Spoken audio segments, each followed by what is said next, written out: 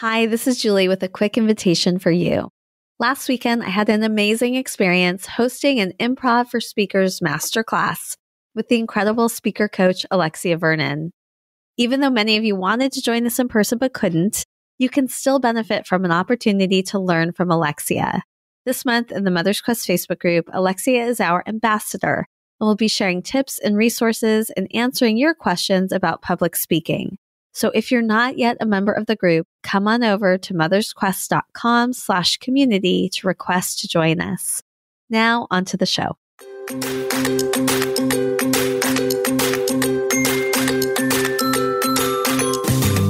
Hi, and welcome to Mother's Quest, a podcast for moms like me ready to live our own truly epic life. I'm Julie Neal, a life and leadership coach, community builder, writer, and mom to two high-energy boys who challenge me to grow into my best self. I'll be right there. Where was I? In the months leading up to a big milestone birthday, I decided it was time to stop sidelining my dreams and realize that I'm the hero of my own journey. I knew I didn't want to do it alone, so I created this podcast to learn from other moms on their own quest, so their words of wisdom and lessons learned could help light the way for mine. I created this podcast for myself. Come along with me, and you'll find some treasures of your own.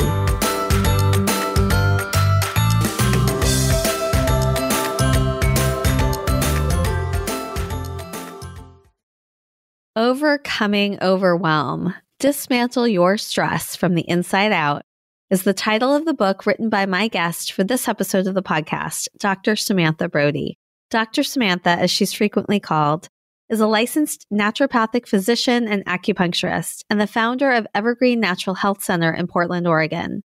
For decades in her private practice and virtual consulting business, she has helped thousands of people transform their lives with her innovative, personalized approach. I love how the right podcast guest presents herself to me every time, because the truth is I have been feeling pretty overwhelmed in my life right now. A new puppy, challenges with our younger son in relationship with the puppy, a traumatic experience with an active shooter scare at a theme park with my son Ryan, and a cold and cough that I couldn't shake was definitely creating a sense of overwhelm. But inspired by this conversation, I decided to take a pause and start to take steps that are already helping me feel better. I said no to some things on my to-do list.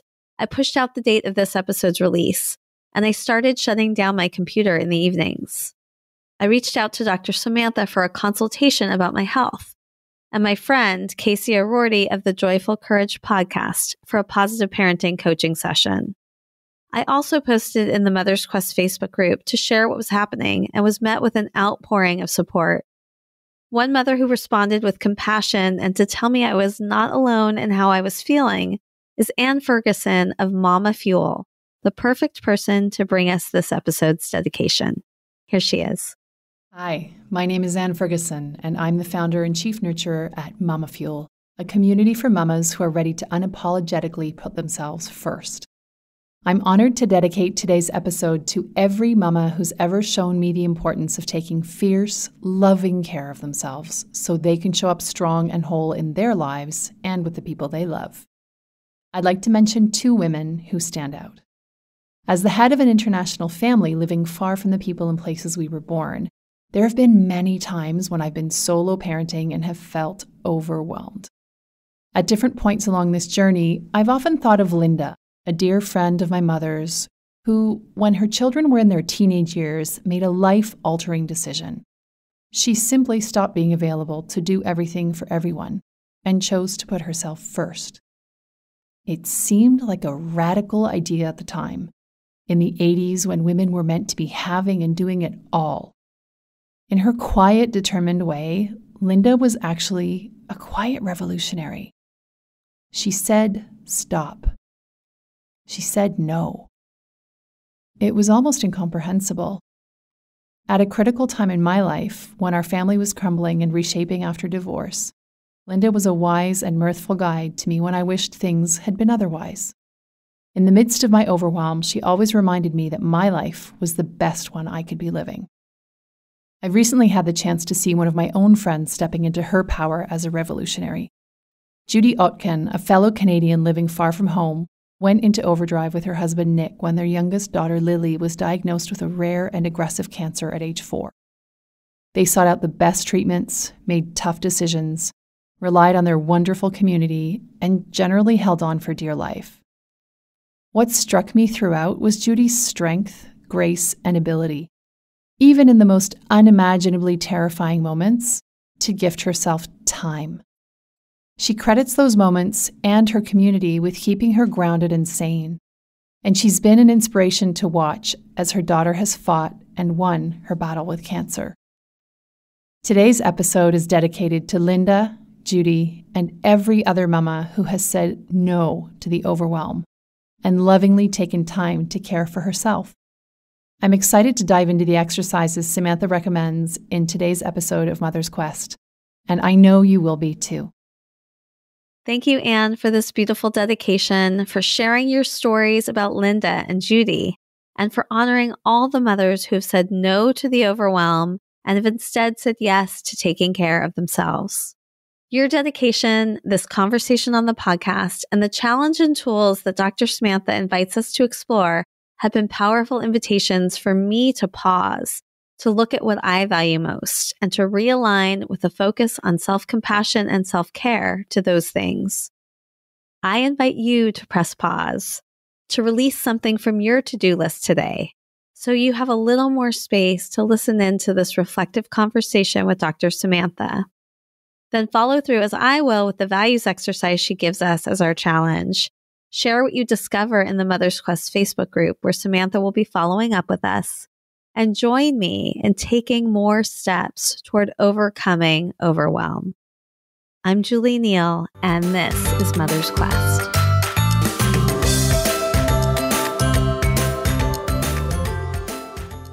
Samantha, welcome to the Mother's Quest podcast. I feel like this moment, this interview with you could not have come at a better time.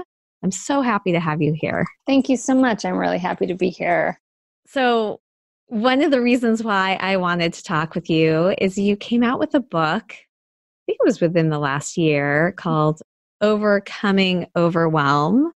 And I have to acknowledge straight from the beginning that I feel pretty overwhelmed in my life right now. And I don't always feel that way, but we recently welcomed our new 5-month-old puppy, Luna, to our home.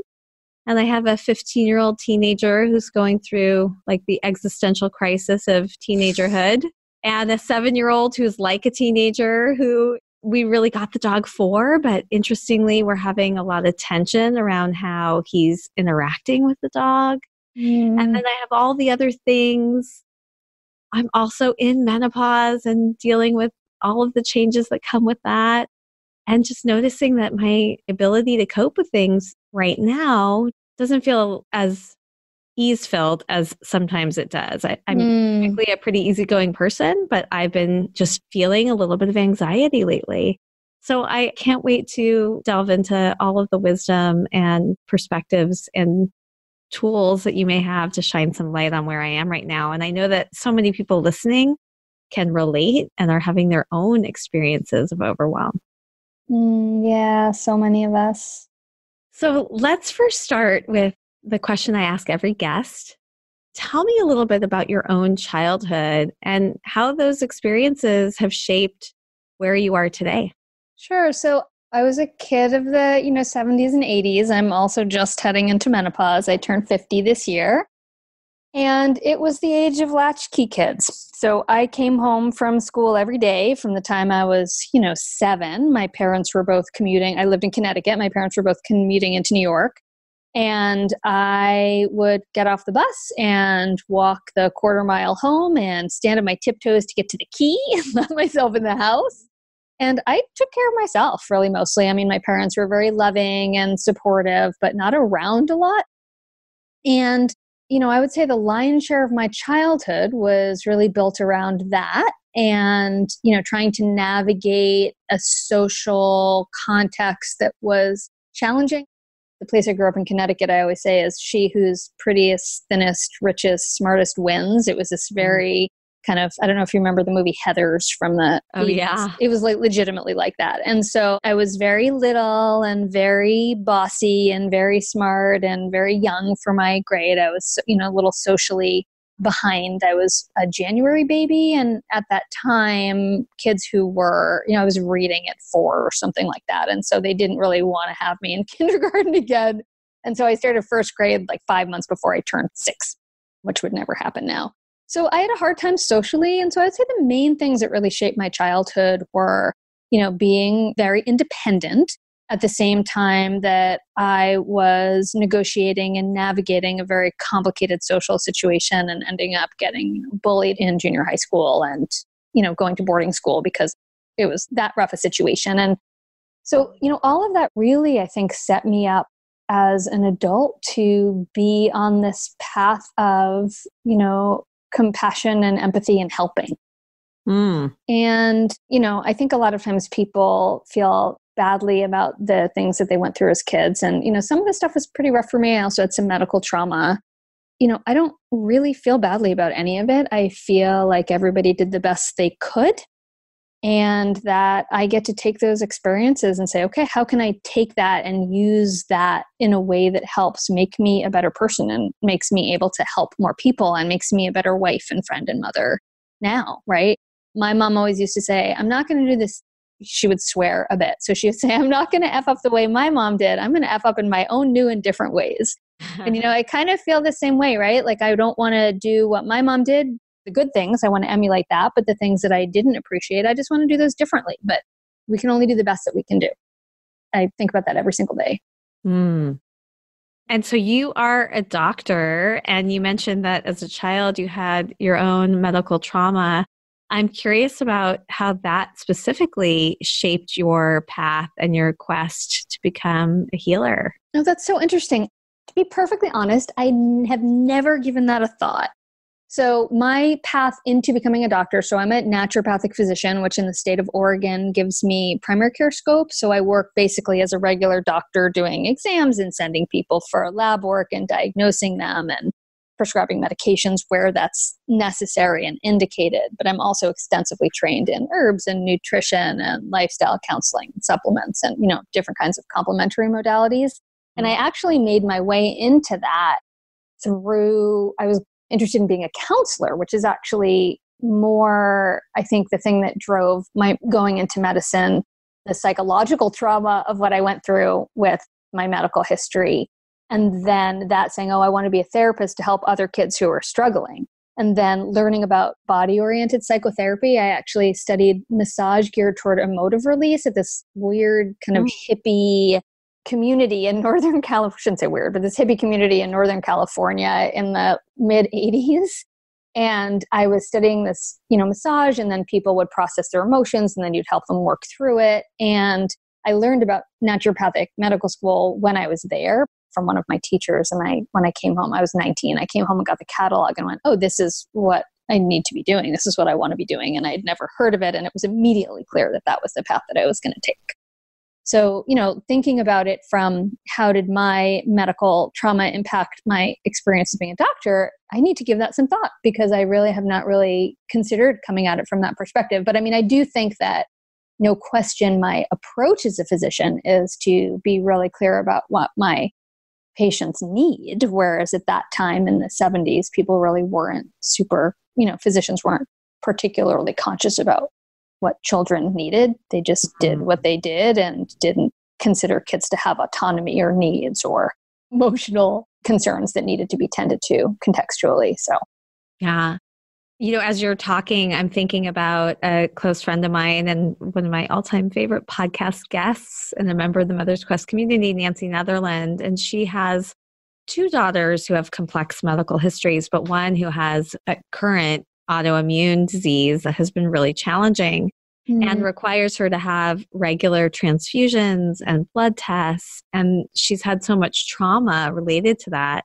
And part of what Nancy has had to do masterfully, and which is now part of her mission in life, and I actually love to connect the 2 of you, is how to help not only support her daughter to be able to articulate her needs, but how to educate the medical community about how they need to interact with her with care and consideration and respect her autonomy. So important. So important. And I mean, I honestly feel like that happens with kids and adults because we are trained to not question authority and to not question our doctors. And so often our experiences and our fears and our needs are minimized. We see that a lot in the communities of people who have a lot of fat on their bodies and who are treated by the medical community as, not respectfully and being, minimized constantly. And, there are other groups of people who also will be treated in that way from the medical community. I mean, for kids, it's so important because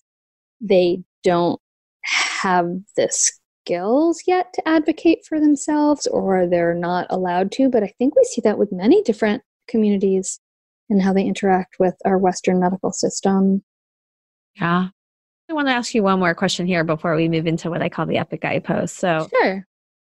What would you say you are really on a quest for in your life, shaped by all of these experiences?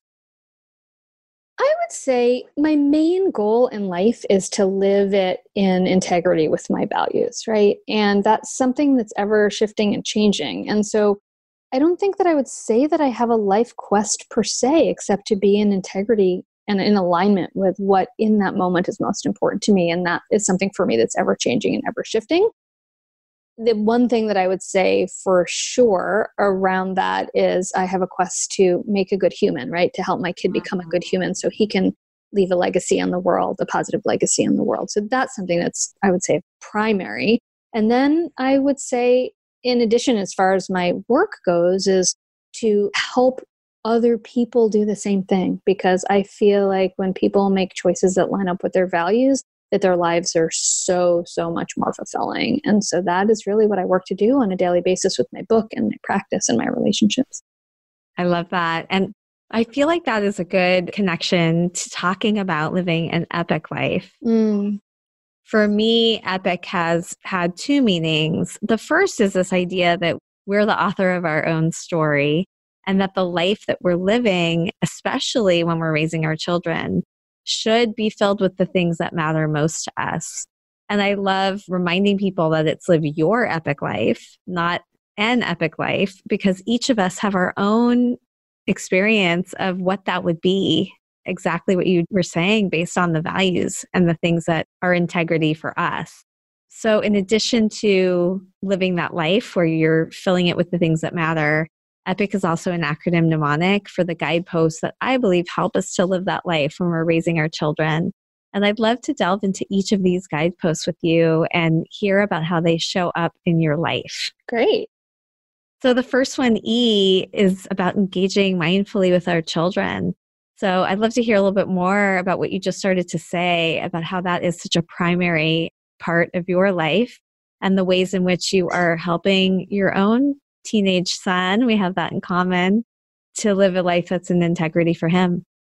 It's interesting. Early on, my husband did primary care by leaps and bounds, right? I just wrote this book, as you know, from other guests that you've had and from friends who have gone through this process, that it's been 5 years of pretty much working 2 full-time jobs with my private practice and my online business, and then also my book. And there was really a huge gap in there as far as how much, the amount of time and my ability to engage with him and the bandwidth I had. And so for the last year, I've made this shift into living that more deeply, which I'm really excited about.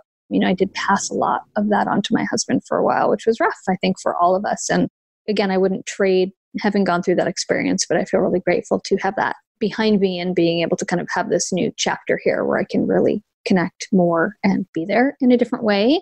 We have, bedtime we still do together. And so we hop into bed at night and talk. And that's always been that is something I have done all the way, across the years. And that's a place where he really feels, he lets his guard down and we're able to really talk about whatever it is that needs to be talked about. Even as he kind of dives into his headphones and music for the most part and doesn't want to be engaging on the regular during the day as he's getting older. That time is still really, really important time. And so I would say really allowing the space for him to be able to talk about anything that he needs to talk about. He has a class in school called Learning Lab. And last year when he was in 6th grade, they pose questions to the kids and have them kind of talk about their personal issues and how they approach their relationships. And he expressed that one of the other kids in the class was saying that she feels like she can ask her parents anything, that it's safe to do that. And no matter what the topic is, whether it's about her body or whether it's about what's going on politically or whether it's about her relationships. And he said, yeah, I really feel the same way, that I can talk to you about absolutely anything at any time. And that was just huge for me to know that that is how he feels, because that's been my main goal, to create a space for him to just express his emotions and his state and his needs. So there might not be one, but what do you think are the things that you did that were most impactful in creating that kind of trust? Oh, that's a great question. My son was adopted, and I think that the conversations that we had around that, starting from the time he was very little, necessarily created a space of deeper, open conversations about things that are difficult. And that even included, his understanding of, reproduction needed to happen very early because he grew in someone else's body. And so we really needed to have an open conversation about things that I think are perhaps on the more unusual side for young children to be talking about with their parents. So we did that. I also spent a lot of time mirroring back his emotional statements and state. And I think that allowed him to feel comfortable in expressing his emotions with me. I think those are the two main things. And also not judging him. I mean, he knows that he can come to me with anything and he is going to be supported. I'm not necessarily going to agree with everything.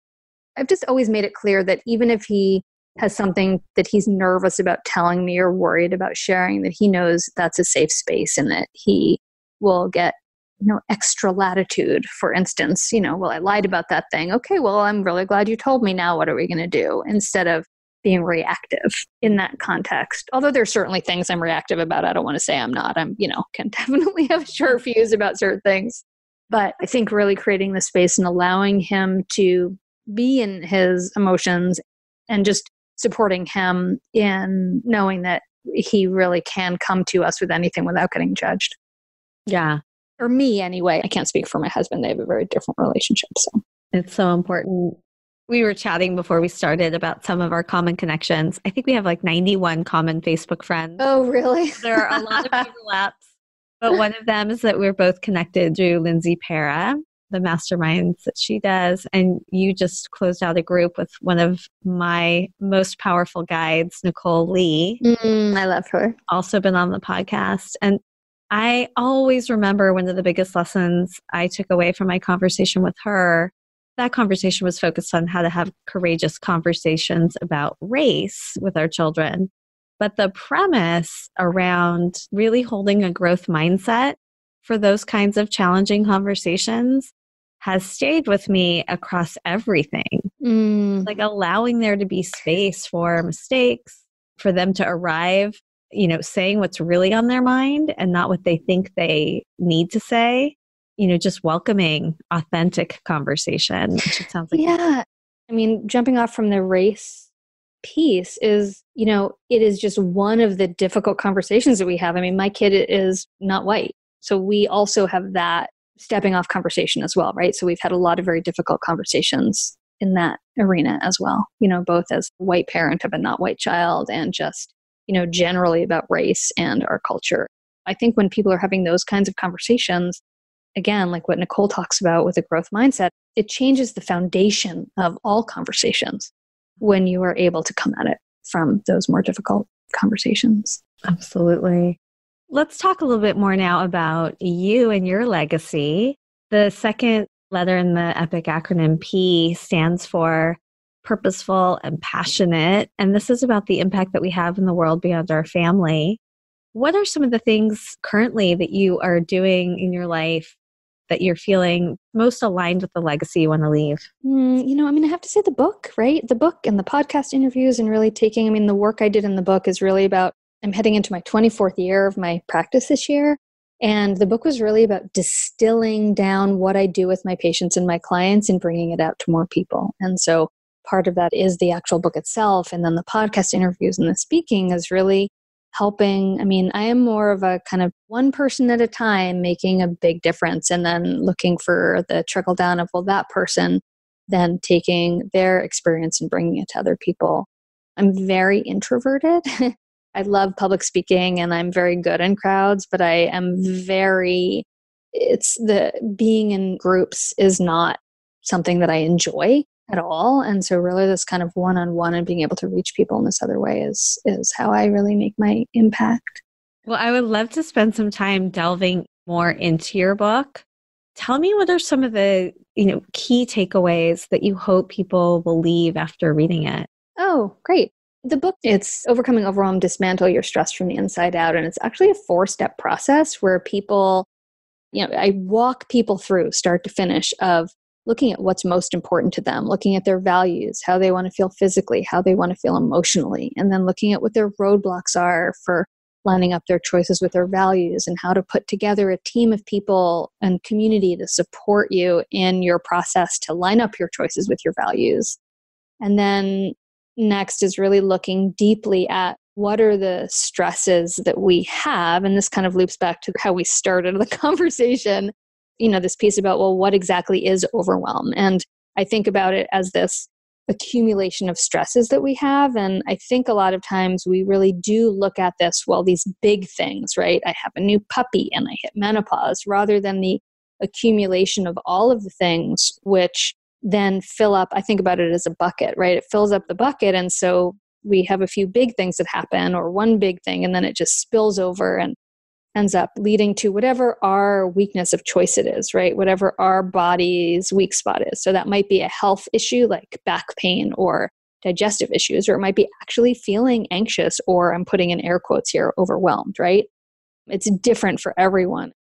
What we do is we really look at the accumulation of stresses, environmental stress, nutritional stress, financial stress, all of the different places that accumulate to impact your overall system, right? Again, looking as a bucket, filling it up, and then saying, all right, what things do you have control over and what do you not have control over? And then what are the steps we take to address the things that are most important in order to line up with what our values are? Because we can't do it all, right? And so the process in the book is really identifying all of the stresses, so then you can say, all right, this is something I'm not going to change right now.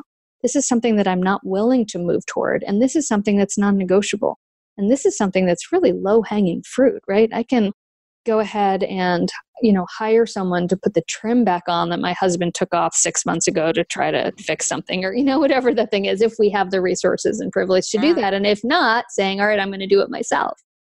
It's literally a step-by-step process to get people to, all right, what is most important right now in order to help me line up my choices with my values? Because for me, it's the disconnect of this isn't in alignment that really causes the most amount of distress, because life happens, right? Menopause happens, and then suddenly you don't have the same resources.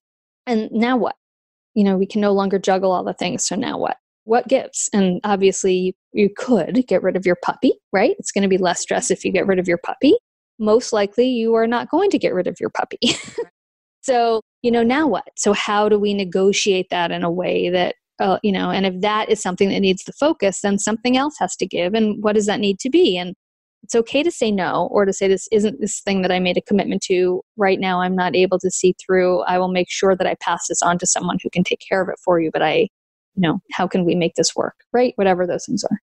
I'm appreciating so much about what you're sharing. I can see how it could be such a powerful process. And even just like the mapping out of what are all the stresses. I think there's some way in which I almost want to pretend they're not there. Mm-hmm.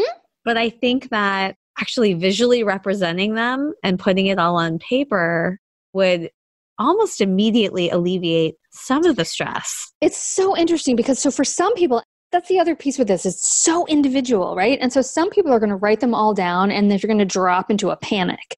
And other people are going to write them all down and say, oh, this is the thing. But again, when we put our heads in the sand and we don't look at it, it's just going to accumulate more.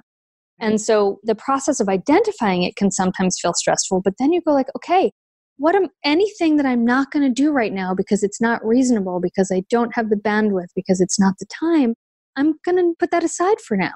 Or, I know that I'm not going to make the choice to, stop smoking until I've really dealt with some of my trauma. So the first step is to make an appointment with the therapist to start doing EMDR and stop shaming myself that I'm still smoking after I've tried to quit 4 times and haven't, right? Or whatever that thing is. That's an example I took from a patient yesterday.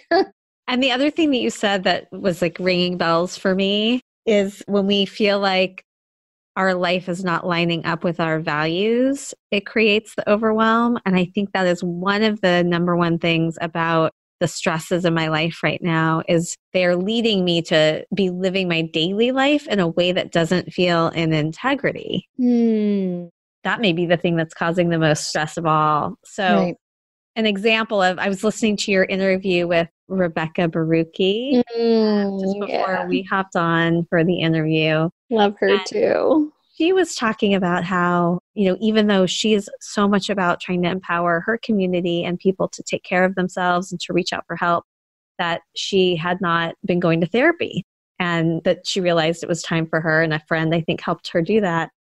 And before we started our interview, just hearing her name that made me realize, oh yeah, right. So I'm really feeling challenged right now with how my 7-year-old is interacting with our puppy. And instead of showing up as the mother I typically want to be, I feel like I have been extremely negative. And so I just send a message to Casey O'Rourke, who has the amazing Joyful Courage podcast. And I was a guest on her show. And I know that she is so powerful about positive parenting. And I just said, hey, I'm going through a really hard time. Can I set up a coaching session with you? And awesome. Make that happen. But I don't know why, I've been sitting now for 3 or 4 weeks with this rising tension of being out of alignment with the kind of mother I want to be and not doing anything about it. I think that's really natural though, right? I mean, it takes us a minute to realize the road we've walked down, right? You're walking down the forest and suddenly you're like, oh, I just took a turn. I'm not where I want to be. And then you have to go back to your path. And I think that's really natural, right? Because we can't be perfect and we can't do it the way we want to do it all the time. And I use the term the tell, right? It's a tell that you are starting to feel anxious and contracted, that something's out of alignment. But it takes a minute to be able to identify that. It's a tell when your back is starting to hurt that there's something that isn't working about, whatever it is that's not working. You're not exercising enough. You need to go to the chiropractor or whatever that is. But we put up with these things for a while. I think the thing is about being conscious, right? How are we conscious on a regular basis and assessing what it is that we need and who we want to be? But it takes a minute, and that's really natural. I think part of it is when you have a lot of things on your plate, it creeps up. Yeah. Well, I want to now move into the next guidepost, I, which stands for invested in yourself, and hear a little bit more about how you listen to these tells in your own life and what that has caused you to bring into place for yourself to feel healthy and whole. And then any other tips you have for me or anyone else listening for how we can do that for ourselves. For myself, I'm not always great at seeing those tells. So I'm really brutal, of working my own practice of on a regular basis, reevaluating my values and how I want to feel. And then looking at these different areas in my life and say, is this lined up with this right now? And I think, again, it's really natural to suddenly go, wow, I have this tell and I didn't quite get there. So I'm going to give you the example that we talked about this for a second before we hopped on and started recording. So my book launch date was January 1st of this year. And, the last few months of the year, you are kind of getting ready for book launch, which is, doing the podcast interviews and asking people to share about the book. And, I was interfacing with my PR team, and I had come back from a trip to Europe with a good friend. And that's actually the main thing that I do to invest and take care of myself is travel. And I have arranged with my husband, I play that game where it's called miles hacking. I collect airline miles, opening and closing credit cards for free travel. And so I've negotiated with my husband to go on 2 trips a year for 2 weeks. I love that. Either by myself or with a friend. And it doesn't come out of our budget because I pay for it all with my points and miles. So I had come back from a trip, and this was in October, actually, just about this time last year. So it was the middle of October.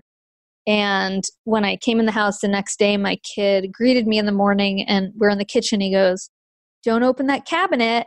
And I went, what? And my husband kind of started getting a little shifty. And I was like, what's, and I went, oh no. And he said, yeah, I think we had a rat in the cabinet. And I'm like, you never have a rat. Like, let's just start right there. Like, there's never a rat. That's just not how it works. And so it turned out that we actually, we live in Southeast Portland, in Portland, Oregon, and we have a huge rat problem in general. And we had them in our garage, and we buttoned up at the garage, so they moved into the house. Ugh, I know. So we ended up moving out into, I was like, I'm not staying here. And my husband and kid were like, whatever. But my mom went totally bonkers, and she was like, go stay. She just freaked out. And so we moved, we all went into an Airbnb while we were dealing with the issue. And it was a 3-week process of, getting the upstairs where we were living buttoned up so they couldn't get in while we were mitigating the problem, which is now thankfully completely resolved. So that went on for 3 weeks. And then we moved home, and it was in the middle of November. I was meant to be leaving to go visit my mom on the East Coast. And I ended up having some back pain, which was a little tell for me. So I was like, okay, I maybe overdid cutting back, the grasses outside. And then the next day I was like, my bra's kind of chafing. That's really uncomfortable. Why is my bra chafing? I've gained some weight, but my bra shouldn't be chafing. And it turned out I had shingles, and I had a terrible case of shingles. And I had a fever, and I was in excruciating pain. And I went, that's a stress condition. I'm writing a book on stress and overwhelm. Like, how could I possibly, 3 weeks before my book is going out into the world, be in this situation where I've come down with this condition that's synonymous with stress? What I realized was that I had not accounted for, and I'm brutal about what I take on. I had almost nothing on my plate except for the book launch. I'd cut down on my office hours, and everything was perfectly set up. But then I realized what I didn't take into account was how stressful it is for me to ask for help.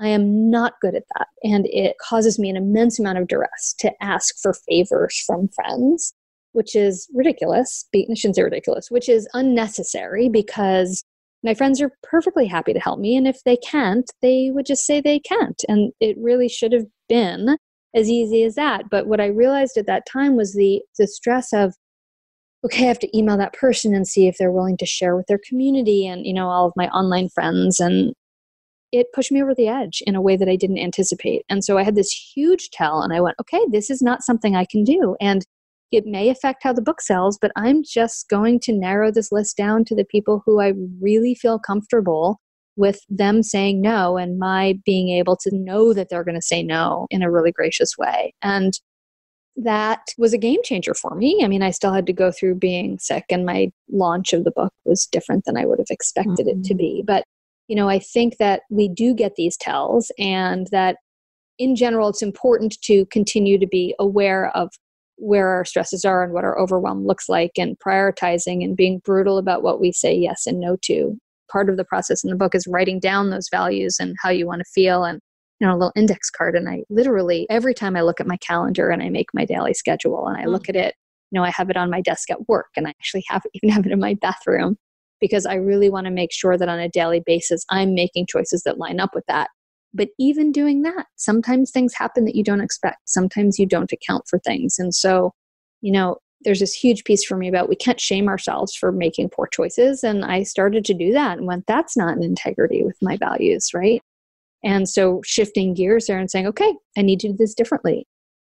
And what comes next? And that also has allowed me to be absolutely, again, brutal about this next phase that I'm setting up in my life, where, the book launch of being really intense was about 3 months. And then I started saying no to everything. And at this point in the last couple months, I've been doing podcast interviews again, but I stopped taking clients. I cut back my hours. I'm, here a couple days a week after school to be with my kid. I'm assessing whether or not, I'm being brutal about what I'm saying yes to and no to around my online business, and looking at, what's next, and approaching it in a really different way than I would have had I not written the book and been through that. And I mean, not written the book because of the content, but the amount of work and the book launch and all of that, and how that landed, those tells that I wasn't expecting. So looking for them and seeing them and allowing them, and then moving forward in a way that really is taking that into account, because it's important. Yeah.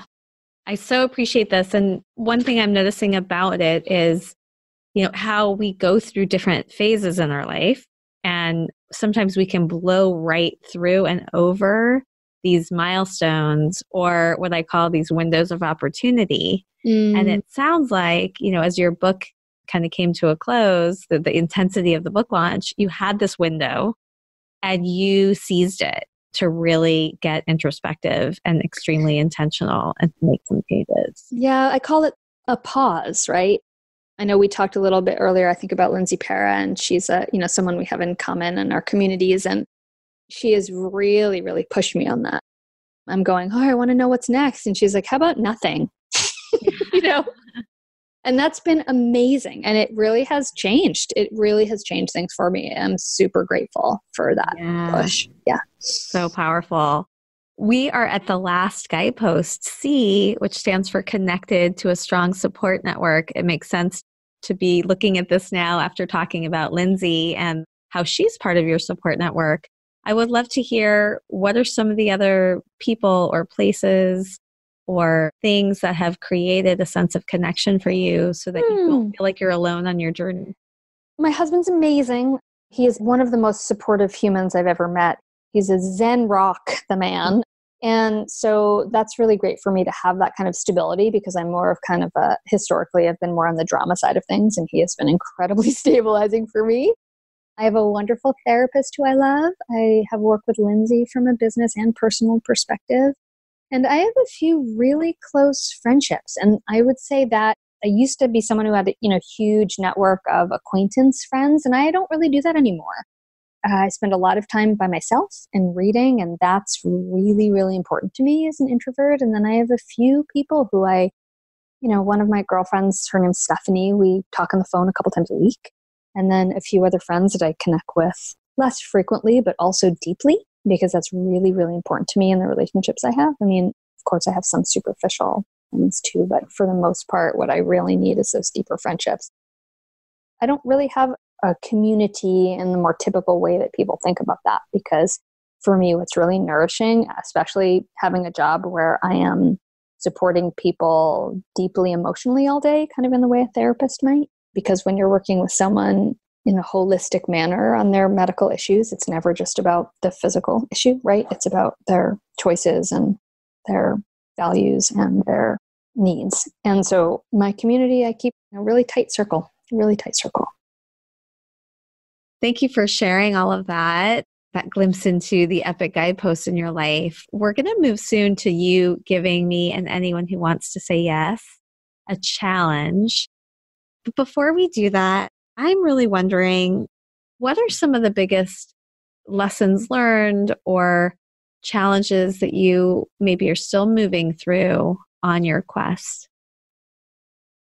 One of the big lessons I would say I've learned over my own life, and that I have learned especially through the process of this book and of late, is the idea of seasons, and that different parts of our lives come in different seasons. And I don't mean seasons like autumn and spring, although those are certainly seasons also, but friendships have a season, and different aspects of work can have seasons, projects can have seasons. And this time of my life right now, I know you talked about the menopause issue right when we started, but I turned 50 this year, and this is really a new season for me in the way that I'm approaching everything in my life. And I really feel that for so many women in particular, I mean, it's not all women with, that are our kids' ages, but I think it's really common around the time that women are hitting perimenopause and menopause that our hormones are changing. And that's, a different season, but often that's happening at the same time that our parents are aging and our kids are turning into teenagers, which is, at this time in history it hasn't historically been the case always, right? That those things are tending to happen all at once. And honoring what our bodies are doing and normalizing it and understanding it and making sure that we have the support that we need from both a mental health perspective and a health perspective and a personal perspective and a relationship perspective as we're going through this shift at this time. And I think that for me, really honoring those seasons is hard, because I want to be able to do things the way I did them, because that's what my subconscious pushes me to do, even though that doesn't serve me anymore. And, the subconscious is so committed to the status quo that often we don't take the time to really move through an understanding that things are different and that it's okay to be different and that we need to address things differently and approach things differently, especially at this time in our lives. So what would you say is one of the shifts or changes that you have made, acknowledging where you are in this season of your life? Slowing down, I think, is really the biggest thing for me. I always say, don't vilify being busy. I think there's a lot of these memes being like, that busy is the new blah, blah, blah. And, really shaming people who really choose to be more creative and have lots of different fires going. But for me, at this point, slowing down is really important. And it's not something that comes to me naturally. And leaning into the idea that nourishing myself looks different now than it did 5 years ago, 10 years ago, 15 years ago. And that being more conscious about my making downtime and leaving spaces in my schedule and saying no to things is actually something that really serves me, even if I also really enjoy the drama and the dopamine of the bigger accomplishments and projects and being face forward to the world in that way. That turning inward and away from the public eye for me in a way is important for me at this phase. And that's different. And I'm trying to wrap my head around that and what that looks like and what I leave on my plate and what I take off. Yeah. What would you say would be a challenge or an offering or an invitation that you'd like to give to me, knowing, what I described about where I am in my life right now, the season where I am? And as always, anyone listening can say yes to this as well. So my challenge to you is going to be to do the values exercise from my book, which I'm happy to include in the show notes. I think that that's a great foundation. It helps you come up with your top 5 to 6 core values, which can really help you get more clear about which things need addressing at this point. And then if you want to move on further from there, I have additional exercises that are in the book that kind of go on from there and support a little bit deeper work. And are those the same values that you put on that little note card that you carry with you? Yeah, so on the note card I carry with me has the core values, and then the next 2 exercises, which are in the book, are the how you want to feel physically and how you want to feel emotionally. Because I feel like knowing what your values are without being clear about how you want to feel can still cause you to overdo, right? So if you want to feel at ease and your value is to make a difference in the world, and you go ahead and join 6 boards and 4 volunteer things and, on and on and on, it's still not in alignment, even though you're doing something that is an important value for you. So that's a really important distinction for me with folks, is that to be careful about when you have your values to also make sure that you are not working them to the detriment of how you feel physically and emotionally. As a physician, that plays, that's a really important piece. So I'm excited to say yes to that. And I think I'm going to also take your lead and put those things on a card that I can have around me in different places so that I can keep it visible. Yay. I love that idea. And the other thing I want to commit to that was coming up as we were talking, Lindsay, whose presence I'm feeling in this conversation so much, talks a lot about how to put things in our life on a wheel. It's another representation. Instead of listing something, it's actually putting something in a circle and showing it up more holistically that way.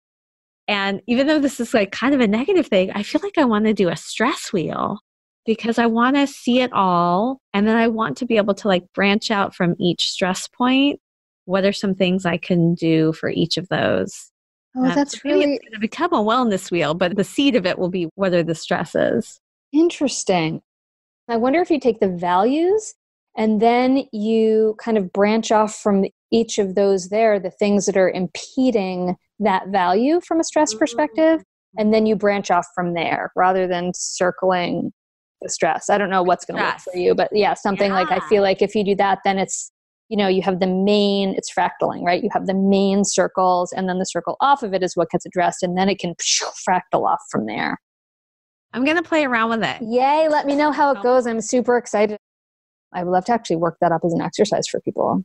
That would be great. And you're a member of the Mother's Quest Facebook group, I believe. So hopefully, when this episode comes out, we can be in conversation there. And yeah, absolutely. I'm happy to come in and answer questions for people. And I'm always present. That's one of the other things I do around community, right? I help support other people's communities in that manner. So I'm happy to come in there for whatever you need anytime. Wonderful. All right.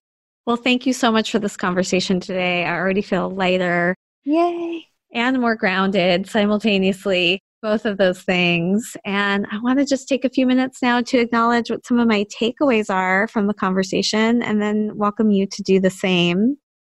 I am really appreciating the focus on the conversation on values and the power of being in integrity and how those values in our life can shift and change depending on what season we're in, and how to be willing to look at those things, but not look at them from a place of shaming, but to notice what these things are telling us in our life. And based on that and what our priorities are, stepping into some action to try to help make ourselves feel healthier. So thank you for that. Oh, my pleasure. What's coming up for you? I would say I'm really excited about working the wheel a little bit with this. I feel really excited about that. And I'm trying, seeing what I can do with that for myself and then also around supporting other folks with it. And then I'm also really appreciative of the framing of the questions in particular around this phase of life. I'm really working on bringing this kind of education about perimenopause and menopause in particular, because I have a lot of folks who are asking about that and facing this. And I think it's really no coincidence that you came up with that today. And I'm really appreciating the way that I'm seeing these things tying together, because I really feel like it's kind of the next important step here, that it was no coincidence that just came up in this way. Yeah. Well, I'm excited to see what unfolds for you. And I told you before, I'll be like one of the number one people to sign up when you create that offering. So thank you so much. Have a great rest of your day. Thanks, you too. It was really great to be here. Yeah, I appreciate you and your work in the world and your example of motherhood, and look forward to continuing to learn from you. Yay, me too. Thank you so much for coming along with me on this episode of the Mother's Quest podcast. It's hard to believe, but on December 1st, the Mother's Quest podcast will be turning 3 years old. And in honor of that milestone, I'm going to record a special episode with some of the key takeaways and reflections I've had on my journey over the last 3 years. But I would also love to share your voice and your reflections on things that you've been able to take away from these conversations. Please take a moment to either send me an email at julie@mothersquest.com, or you can leave me a voice message by visiting the website mothersquest.com and looking for the SpeakPipe tool on the podcast page. I look forward to hearing all you have to share and celebrating this milestone with you. I'll leave you with the Mother's Quest mantra: seize the day, honor your gifts, love your people. Until next time.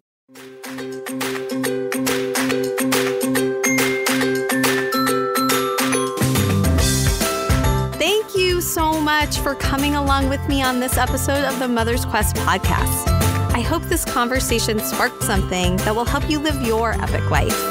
If you'd like to get show notes and learn more about the Mother's Quest community, head over to mothersquest.com.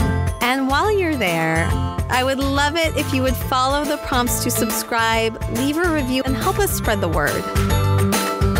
I want to end with some words to help light the way on your quest. Seize the day. Love your people. Honor your gifts. Until next time.